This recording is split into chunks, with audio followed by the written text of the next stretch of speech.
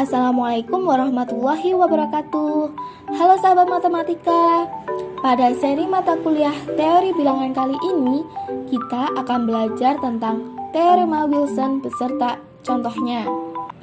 Nah, yang pertama ada teorema 1. Pada teorema ini mengungkapkan bahwa jika P suatu bilangan prima, maka perkongruenan X kuadrat kongruen dengan 1 modulo P mempunyai tepat dua solusi, yaitu 1 dan P dikurangi 1. Berikut adalah contoh penerapan dari teorema 1. Selesaikanlah perkongruenan berikut ini. Poin A, X kuadrat kongruen dengan 1 modulo 5. Poin B, X kuadrat kongruen dengan 12 modulo 11. Nah, berikut adalah penyelesaiannya.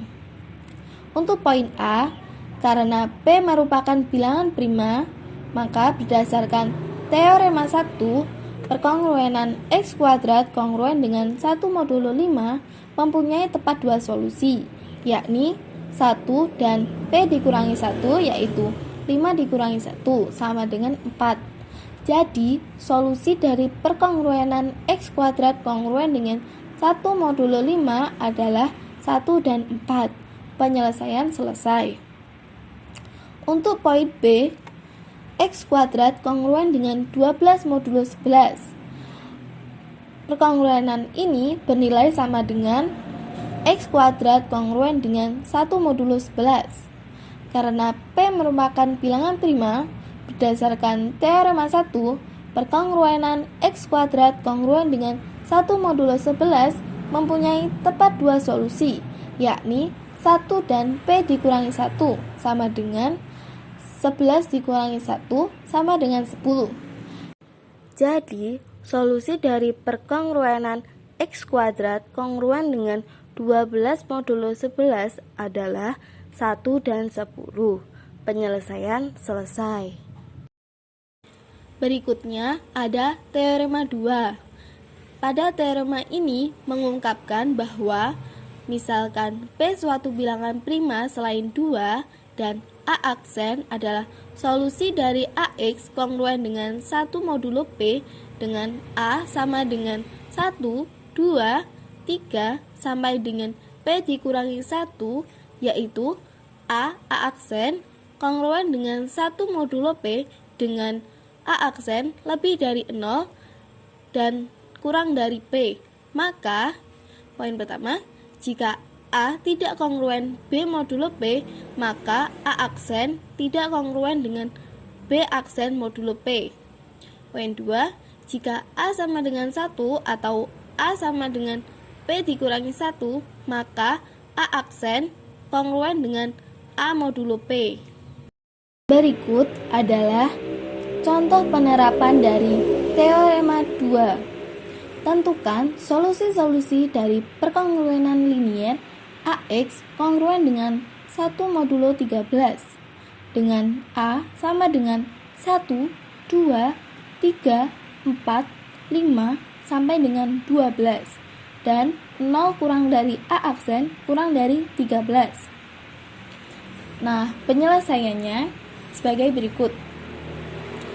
Perhatikan himpunan residu-residu terkecil modulo 13 selain 0, yaitu T sama dengan 1, 2, 3, 4, 5, 6, 7, 8, 9, 10, 11, 12. Kita akan mudah memperoleh solusi-solusi dari perkongruenan linier sebagai berikut. Solusi dari X kongruen dengan 1 modulo 13 adalah 1. Solusi dari 2X kongruen dengan 1 modulo 13 adalah 7.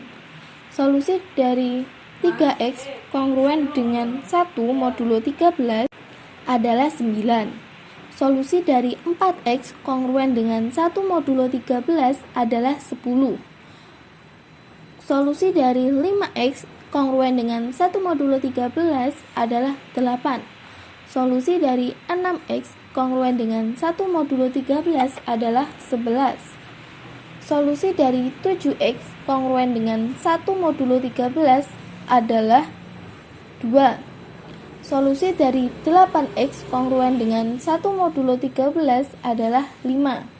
Solusi dari 9x kongruen dengan 1 modulo 13 adalah 3. Solusi dari 10x kongruen dengan 1 modulo 13 adalah 4. Solusi dari 11x kongruen dengan 1 modulo 13 adalah 6. Dan solusi dari 12x kongruen dengan 1 modulo 13 adalah 12.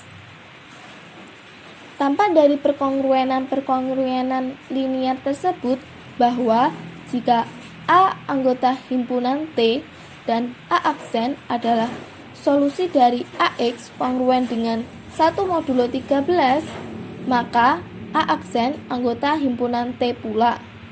Dapat diperiksa pula bahwa apabila A, B anggota himpunan T dengan A tidak kongruen dengan B modulo 13, maka A aksen tidak kongruen dengan B aksen modulo 13. Dengan A aksen, B aksen anggota himpunan T yang merupakan solusi berturut-turut dari AX kongruen dengan 1 modulo 13 dan BX kongruen dengan 1 modulo 13. Jika A sama dengan 1 dan B sama dengan 12, maka solusi-solusinya berturut-turut adalah A aksen sama dengan 1 dan B aksen sama dengan 12. Dan jika A sama dengan 1 atau A sama dengan 12, maka 1 kongruen dengan 1 modulo 13 atau 12 kongruen dengan 12 modulo 13. Penyelesaian selesai. Selanjutnya ada teorema 3 atau yang disebut juga dengan teorema Wilson. Pada teorema ini mengungkapkan bahwa jika P suatu bilangan prima, maka P dikurangi 1 faktorial kongruen dengan negatif 1 modulo P. Berikut adalah contoh penerapan dari teorema 3. Misalkan P sama dengan 7, tunjukkan bahwa 6 faktorial kongruen dengan 6 modulo 7 atau 6 faktorial kongruen dengan negatif 1 modulo 7. Nah, penyelesaiannya adalah sebagai berikut ya. Karena P sama dengan 7, maka kita dapat memasangkan A dan A aksen dari 2 hingga 5, sehingga terdapat 2 pasang bilangan yang hasil kalinya kongruen modulo 7 dengan 1, yaitu 2 dikali 4 kongruen dengan 1 modulo 7 dan 3 dikali 5 kongruen dengan 1 modulo 7. Hasil kali ruas-ruas dari 2 kekongruenan tersebut adalah 2 dikali 4 dikali 3 dikali 5 kongruen dengan 1 modulo 7. Kemudian kedua ruas dikalikan dengan 6, sehingga didapatkan 2 dikali 4 dikali 3 dikali 5 dikali 6 kongruen dengan 6 modulo 7.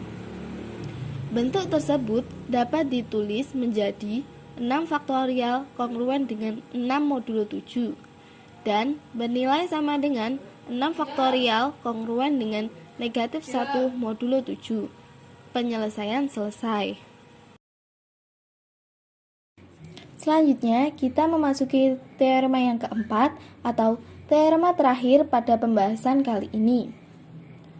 Pada teorema ini mengungkapkan bahwa jika P suatu bilangan prima ganjil, maka perkongruenan X kuadrat ditambah 1 kongruen dengan 0 modulo P mempunyai solusi jika dan hanya jika P kongruen dengan 1 modulo 4. Berikut adalah contoh penerapan dari teorema 4. Selesaikan perkongruenan X kuadrat ditambah 1 kongruen dengan 0 modulo 17. Penyelesaiannya adalah sebagai berikut.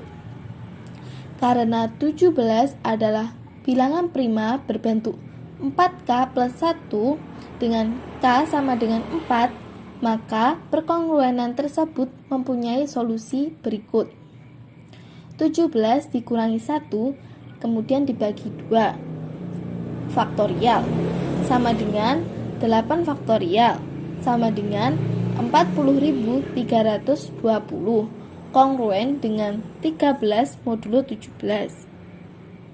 Dapat diperiksa kebenarannya dengan mensubstitusikan 13 pada X dari perkongruenan tersebut, yaitu X kuadrat ditambah 1 sama dengan 13 kuadrat ditambah 1 sama dengan 169 ditambah 1 sama dengan 170, kongruen dengan 0 modulo 17. Penyelesaian selesai.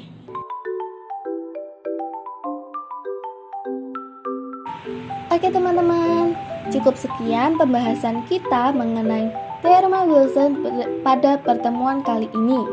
Sebelum mengakhiri presentasi, izinkan saya memperkenalkan anggota kelompok kami. Adapun anggota kelompok kami adalah yang pertama, Puji Indah Rahayu, dan yang kedua, saya sendiri, Putri Nur Hasanah, serta yang ketiga adalah teman saya, Nesla Vivi Wahyuni. Demikian yang dapat kami sampaikan. Apabila ada kesalahan pada saat penyampaian materi, kami mohon maaf yang sebesar-besarnya. Dan semoga presentasi dari kami dapat bermanfaat untuk kita semua. Sekian dari kami, terima kasih atas perhatiannya. Wassalamualaikum warahmatullahi wabarakatuh.